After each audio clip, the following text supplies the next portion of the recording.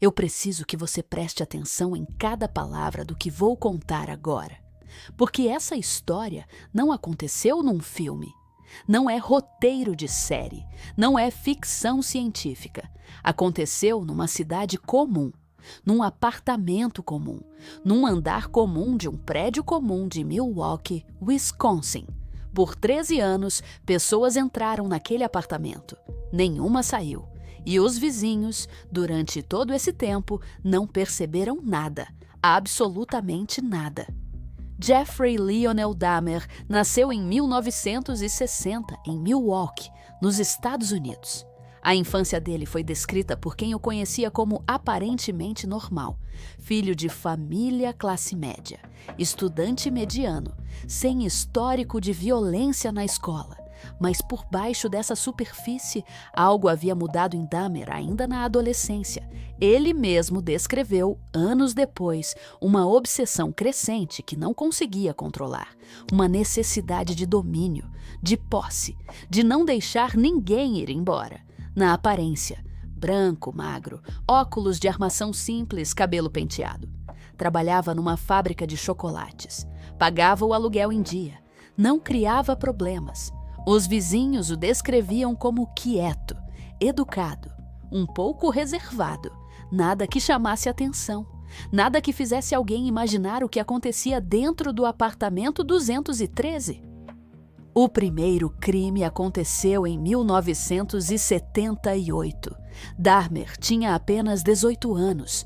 A vítima era um jovem que havia dado carona a ele numa estrada. Depois disso, Dahmer ficou quase uma década sem agir. Alistou-se no exército. Tentou, segundo ele mesmo disse nos interrogatórios, controlar o que sentia. Não conseguiu. Em 1987, os crimes recomeçaram. E dessa vez, não pararam mais. Entre 1987 e 1991, mais 15 pessoas desapareceram. A maioria era jovem. A maioria tinha família que procurou pela polícia. Registrou o boletim, colou cartazes, ligou pedindo atualização. E a polícia, em mais de uma ocasião, falhou de um jeito que até hoje é difícil de explicar. Em maio de 1991, um jovem de 14 anos foi encontrado desorientado na rua, perto do apartamento de Dahmer. Estava confuso, mal conseguia andar. Vizinhos viram a cena e ligaram para a polícia imediatamente. 2 policiais foram até o local. Dahmer apareceu. Disse que o rapaz era seu namorado adulto e que os dois haviam discutido depois de beber. Os policiais acreditaram, entregaram o jovem de volta a Dahmer e foram embora. 2 vizinhas que estavam na calçada tentaram alertar os policiais. Disseram que o rapaz parecia muito jovem, que algo estava errado. Foram ignoradas. Os policiais anotaram o ocorrido como uma briga doméstica e seguiram para a próxima chamada. O jovem não sobreviveu. Tinha 14 anos. Esse momento ficou registrado como um dos maiores erros da história policial americana. Uma decisão de alguns minutos que custou uma vida que poderia ter sido salva naquela calçada. Em julho de 1991, um homem conseguiu escapar do apartamento 213 com algemas no pulso. Correu até a rua. Parou uma viatura policial. Dessa vez, os policiais entraram. O que encontraram naquele apartamento de menos de 70 metros quadrados interrompeu a investigação por vários minutos.